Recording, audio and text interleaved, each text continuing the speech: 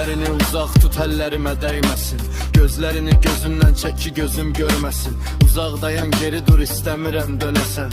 Daha sənin deyiləm deyim, bunu biləsən. Kəsilmiş damarların axan qanında getdin. Məni tənha buraxıb özgə yanında getdin. Mənim olan bir qızı məndən alıb apardın.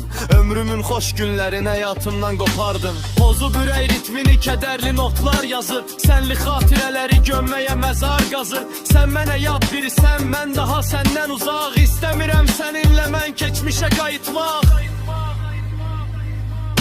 Saçlarım ağardan illərimin qatili,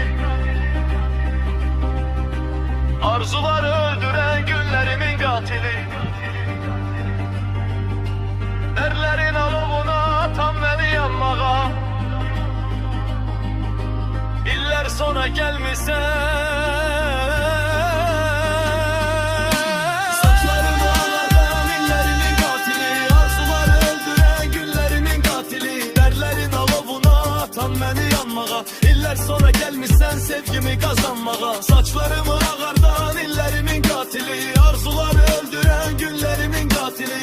Ərlərin alovuna atan məni yanmağa. İllər sonra gəlmirsən sevgimi qazanmağa.